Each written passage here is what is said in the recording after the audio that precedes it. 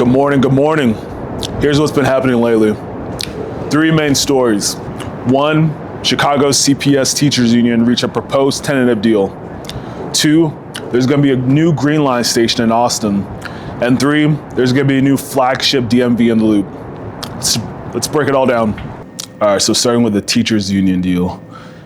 Chicago Teachers Union educators voted on a final proposal contract deal with the school district Monday, capping off months of contentious negotiations and leadership conflicts that threatened to destabilize the nation's fourth largest district.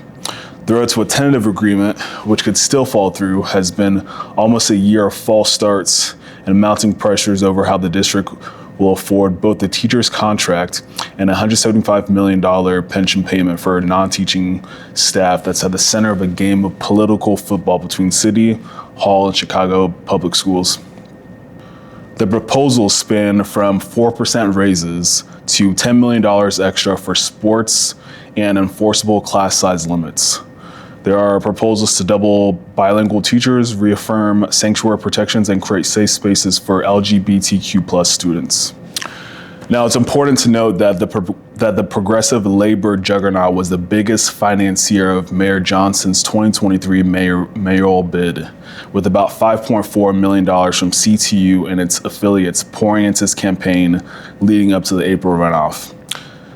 Now, that hotly contested race saw Johnson, a former CTU organizer, counter constant attacks that he would be beholden to the teachers union by seeking to make the case that he would usher in a new era of labor peace. Up next, CTA Austin Green Line station begins $25 million reconstruction aimed at accessibility amid broader funding questions. The $25 million reconstruction project to improve accessibility at the Green Line's Austin station on the west side is underway. The project comes amid a broader funding uncertainty that transit officials say stands in the way of efforts to make all rail stations on the Chicago Transit Authority fully accessible by 2038. The main entrance of the Austin Green Line station will be closed for construction starting in June and is expected to continue into next spring. Riders will continue to have access to all rail services using the station's auxiliary entrance, according to officials. Now, the station's improvements include the installation of a new elevator and escalator connecting to the platform, a new ADA-compliant ramp, extension of the platform, and reconstruction of stairs. The original street-level station opened in 1899. And has not been upgraded since it was rebuilt in 1962.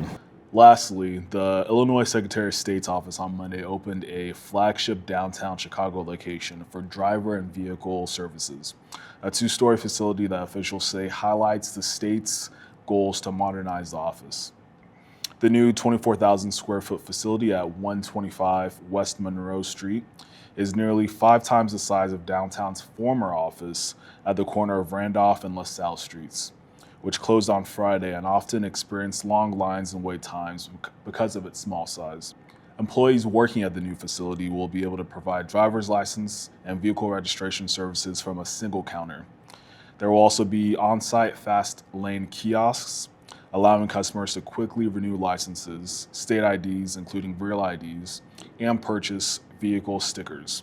And a section of the facility will serve other non-motorist related functions, such as incorporating businesses and matters related to non-motorist related functions. Other services offered at the facility include informal hearings for drivers whose privileges have been suspended or revoked for a single DUI citation, which doesn't involve a death, and other moving violations. Customers can also visit the facility to obtain certified copies of business records, file articles of incorporation, and file reinstatements to return their businesses to good standing. There are also walk-in services for customers needing to obtain certificates of authority for foreign use documents, and people seeking jobs at the driver and vehicle service facilities can submit job applications at this location.